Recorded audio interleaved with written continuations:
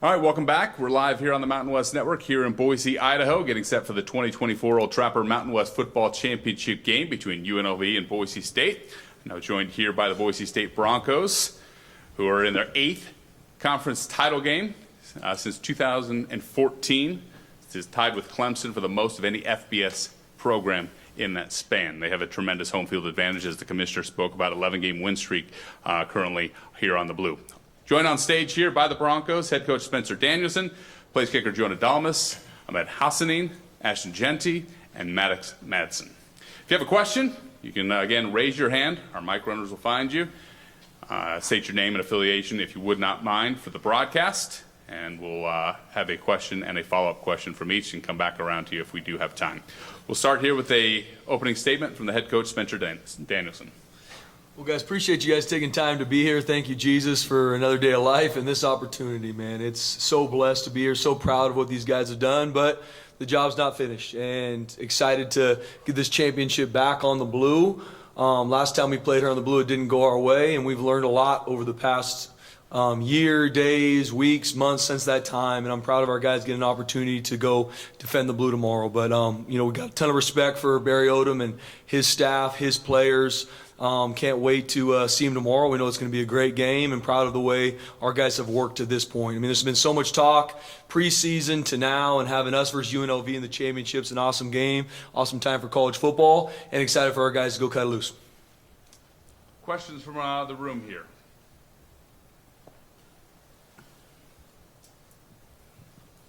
BJ Rains with Bronco Nation News. Anybody can take it or just go down the line. I'm just curious. I mean, you guys walk in that front door, you see those Fiesta Bowl trophies, the history of this place, all the murals of all the past teams, players. Like, to be one win away from being one of those teams that's going to have that kind of stuff moving forward. And 2 decades from now, players are going to come in here and talk about you guys and that 2024 team. To be one game away, I guess, what would it mean to you guys? And what is the history of this place? How much does that kind of fuel what you guys do on a daily basis to live up to that standard? Yeah, I mean, it would mean a lot to us. I mean, all the work we've been putting in from the off season till now. This place has been built on winning championships, and that's what we do here. So to be another group, a part of that list would be dope.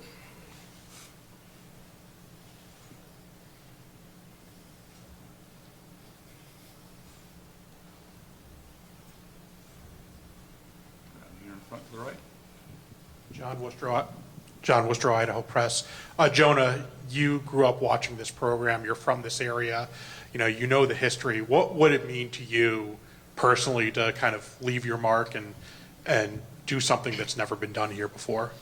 Yeah, no, it's been awesome to see this place grow over the years, and it's just a testament to Boise State, because you see a lot of guys that have come in, have made this program better than what they found it to be, and a lot of blood, sweat, and tears that go into this program, and it's been awesome to see it grow over the years, like I mentioned, and to be able to leave that legacy would be awesome. But it's just a testament to this team and how we work and how we do everything for each other.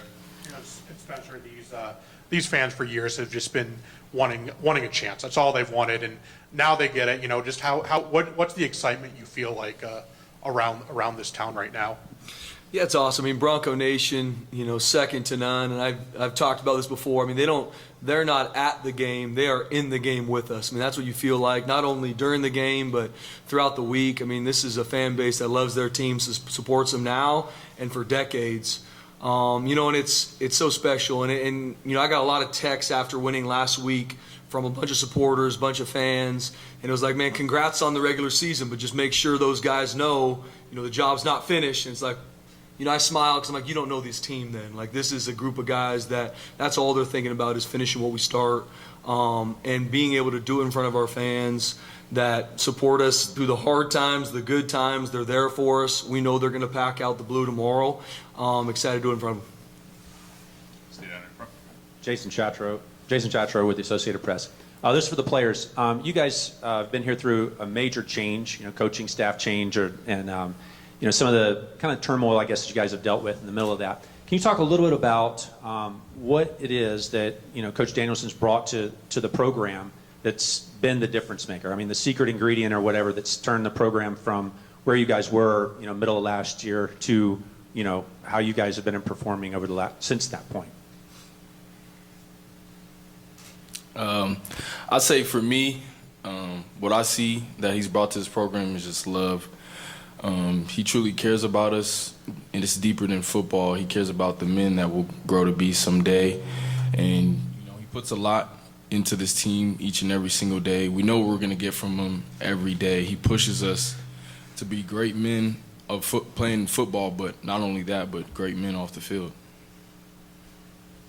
Yeah, just to add on to that too, it's just one of those things where when you go through adversity, you have to adapt and overcome, and that's what ultimately makes a team stronger, as we all come together and we all do it for each other. And so this is a player-led team. We all love each other, and Coach D, he brings that love and passion for the game every single day, and that's what motivates us to be the best that we possibly can be. Yeah, I'll add to this question too. I mean, towards the end of last year, those last 3 games with Coach D, I was able to kind of just sit back and watch, and I think you see everyone in this building has a smile. I think that's the biggest thing. Coach D always brings a smile to this building, and that's extremely contagious, especially if you're gonna go places where everyone wants to. There's got to be a joy of this game, and that's what's found in this building. Yeah, I'll add that too. Like, he did so much into my life that I'm so grateful for. He brought God into my life. I did not know God until I came to Boise State and I talked to Coach D, and we were sitting at the dinner table. I mean, we were talking about it, and he's explaining the story. He just brings so much love and so much energy that it's like you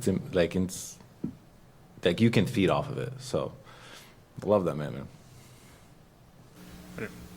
KTVB, Ashton, this one's for you. 1 year ago today, you hit send on a tweet that kind of got Bronco Nation rather excited, reconfirming that you were going to stay at Boise State. As you reflect back 1 year later, just what stands out to you about your decision? Yeah, I mean, it was one of the best decisions I made in my life. Obviously, it was a pivotal decision, and it's paid off just how I thought it would. And the love and connection that I have with this team, I would never switch anything out for it. And, we're on track to do some amazing things just like I thought we would be. To follow up on that, Ashton, I know you got a lot going on right now, man, but maybe the answer's obvious, but do you approach this as your final game on the blue? Yes, I do.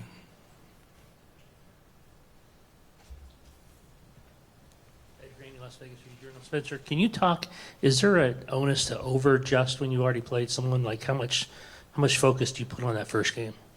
Yeah, absolutely. I mean, both sides, right? We're doing it. I know, Coach Job and his staff, you're going to look at the game we played a couple weeks ago. You're going to look at the games they've played since, just like they're going to look at the games we played since. And so, we're going to look at ways we can make adjustments. We're going to look at some wrinkles. We're going to look at some things that, because it's very clear how they're going to attack us and how we're going to attack them. And then we got to, as a staff, have looked at ways that we can counter that. But at the end of the day, it's all about who goes out and executes. And I talked to our team this morning about cutting it loose. Like, there's a lot of hype on this game. It's a championship game, a lot on the line for both teams. And I don't want our guys having any fear of failure. Go cut it loose, and schematically want to make sure our guys understand the plan and they can go play fast and play physical and do it for each other. We'll go here and then here. Sean Goodwin, Idaho Statesman. Ashton, last time you guys played UNLV, I don't think I've seen a team hit you harder this year. Just knowing what Aiken brings to the table, big lights, championship game, just how are you preparing to face these guys again? Yeah, Coach D's been saying it all week, doing what we do better. We've seen them already, we've played them already, so that's to our advantage. We know what they're going to do, but we didn't play our best game when we played against them, and we're going to play our best game tomorrow against them. And yeah, they're a physical team, but this program has been built on being the most physical, dominant team, and we will show that tomorrow. Maddox and Spencer, just you guys. It's foggy now. I'm sure you guys are seeing the weather. It's going to be real foggy tomorrow night. Is that going to affect the pass game at all? You guys maybe go to the ground even more than usual? I guess how are you going to tackle the weather, the elements? Yeah, I'll hit it first. Just like anything, you go into a game and whatever the elements are, we're all in it. UNLV's in it, Boise State's in it, so we'll have a plan, run game and pass game to attack, and the weather's going to be what the weather's going to be, and we'll be on the attack in both phases of our offense. Yeah, to add to that, I mean, the simplest way to put it is the weather we're going to be playing is the same weather they're going to be playing in, as a passing offense on their side too. If they have to change things, we're also going to have to change things. And so I know myself, and I don't think it's going to affect our pass game too much. Ashton, I want to know, you obviously are leaving a legacy here on the field, but I want to know why it was important for you to leave a legacy off the field with your scholarship fund, and kind of what was the driving motivation behind that, and kind of getting that set up. Yeah, I know how much being in college has impacted me and helped me grow as a person. So to be able to give back to the community is amazing, and I think it's just really important to realize like how much the game of football gives to athletes, especially myself. So to be able to give that back to the younger generation or even people my age is a big deal. And also, as far as tomorrow goes, you guys have this stage to yourself. As far as this game goes, and obviously we have the Heisman Trophy, coming up, and your candidates for it. What is your statement on that? Do you feel like you deserve it? And if so, kind of what's your position on that?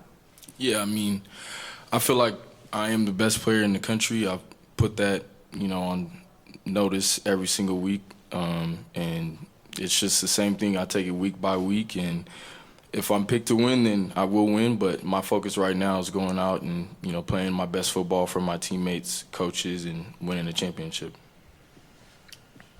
Spencer, you talked about your relationship with Coach Pete and some of the former coaches here.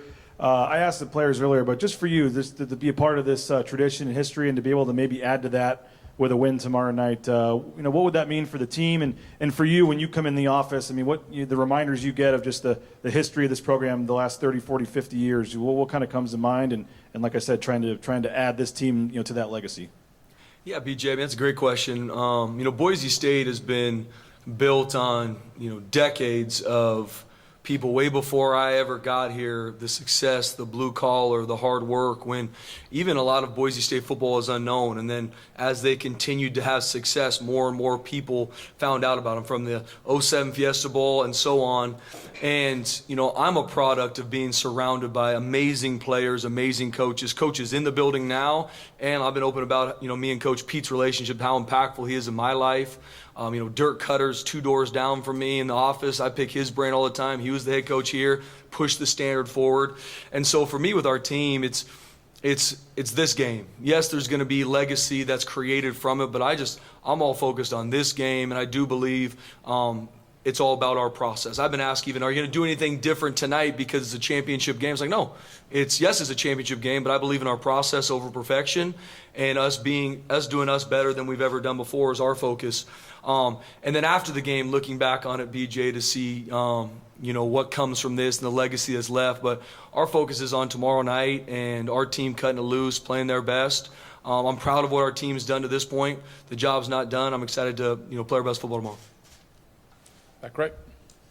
Yeah, Brandon Sullivan, Scripps Sports. Coaches, for you, can you just talk personally what this means to you, not just where you are at right now in the season, seeing these guys, how far they've come, and what it means to you to be in this situation with all this on the line. You got all this, there's a whole bunch of noise, and you got to phase it all out. But when it comes down to it, what does this mean to you personally to be in this situation right now?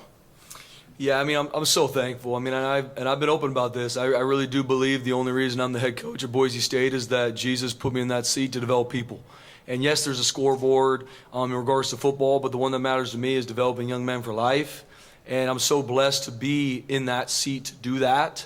And with tomorrow night, all the hype on that game, I mean, our players have talked about it before. I mean, we've been playing playoff mentality football since game one. And that's the awesome part about college football and where it is now is every week was our biggest game of the season. And then once that game was over, the next team and the next game was the biggest game of the season because the next one. And yes, it's a championship game. Yes, there's a lot of hype and a lot on it, and that's awesome. Embrace that, but it's also another game. I'm excited for our guys to go cut it loose tomorrow and do what we do, just make sure we find a way to continue to grow week to week and do it better. But I also want our guys to enjoy all these moments. There's going to be a lot of players where it's their last game on the blue tomorrow, and I want them to embrace it. Don't go out there anxious. Don't go out there with any fear. Go cut it loose with your teammates and enjoy that moment as you do it. Real quick, I want to ask you about Matt Miller. I covered him in high school back in Montana. Thank you. I'm still recovering. Can you talk about the importance of having him around this? Obviously, he built a legacy here as a player, but to have him here now, especially with this run you guys are on? Yeah, I mean, Coach Miller is a 10 out of 10. I believe that we have the best staff in the country, and they impact me way more than I impact them on a daily basis.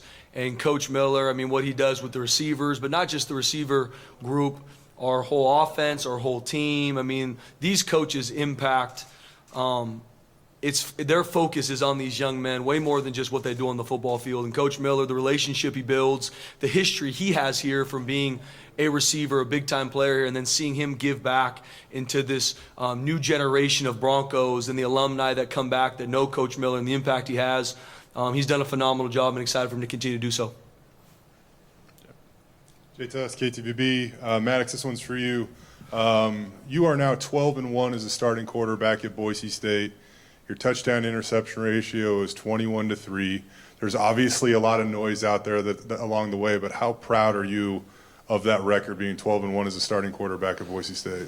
Yeah, I mean, I'm blessed to be in this position, and realistically, I never win games by myself. So it's a shout out to all my teammates and everything they do for me and prepare me weekly, but also they go out and make plays for me, and they make more plays than I do. So that being said, what would it mean to get career victory 13 tomorrow, probably the biggest that you would have in your career to this point? Yeah, 100%. I mean, obviously last year I wasn't able to play in the championship game, so it's a big deal for me to kind of be able to celebrate with my teammates tomorrow victorious. I'm here. Bronco Radio Network, Bob Beeler. Go ahead, Pep. Yep, Go. Bob. Yeah. This question is for Ashton. Ashton, last game against UNLV, they made it pretty tough to run.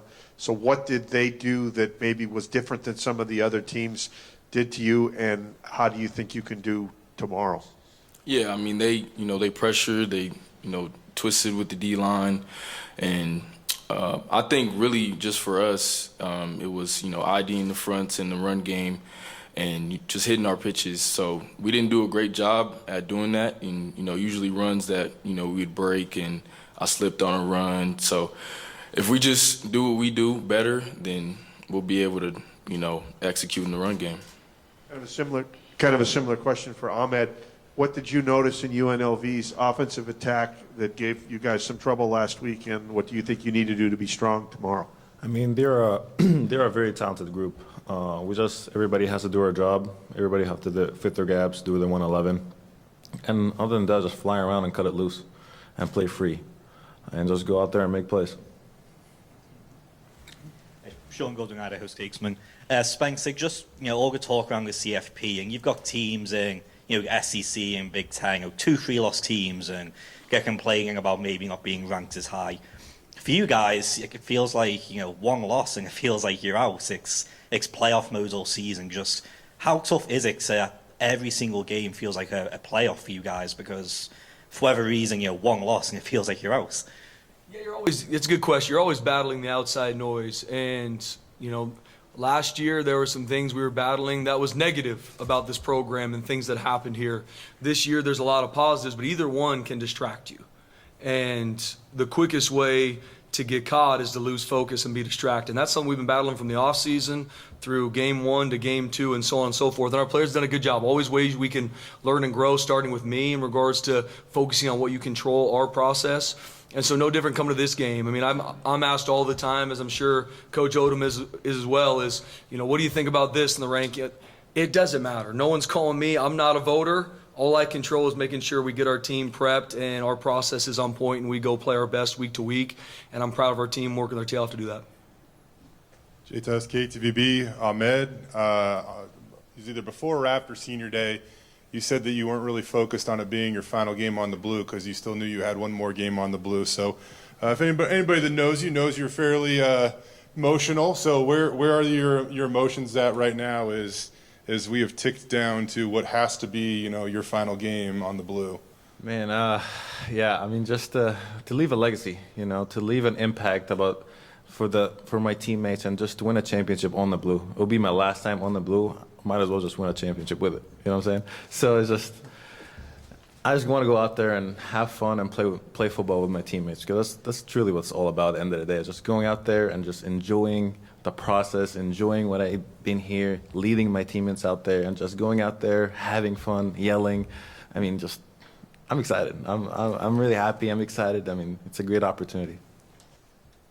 This one's for all the players. Like your coach just said, you guys have done a good job this season of taking it one game at a time, not looking too far ahead.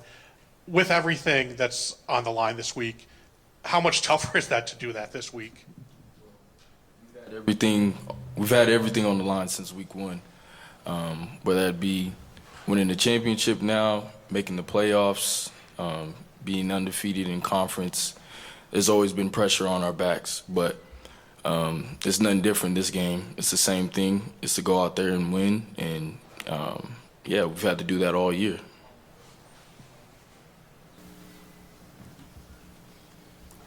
Ashton, two for you. First off, happy birthday. How'd you celebrate it? Thank you. But yeah, my roommates, they took me out to dinner at Roof Chris, so that was cool. Got me a little cowboy ribeye steak. Why was that the dinner of choice? And obviously you're really close with your roommates, so how special is that moment as again, kind of ticking down to your final days with them as your roommate for that matter? Yeah, I always, take them out, treat them out to food, cook for them. So it was the least they could do, really. But nah, it was cool that they, did that, because like you said, not much time left living together. I mean, they talk about it every week, but, just a real close relationship we have. So your roommates treated you. One of your offensive linemen said that you might have treated them this week. Is that true? And if so, what did you guys do? Yeah, we took a little trip down to Barbacoa, so it was... you ain't blocked no 3 texts, Mad Dog, so I couldn't invite you.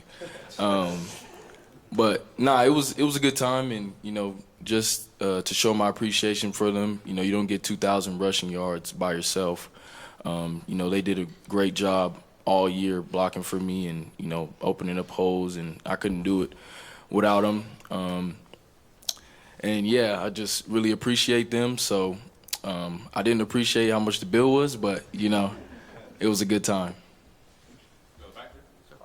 So I believe some players walked in. I saw some eye shift. I mean, if you're going to make a statement, if there's a statement towards UNLV, are you guys going to play your hardest, or is the statement going to be said out on the field tomorrow? We're not the type to talk too much. We just show it with our play on the field, so you'll see tomorrow.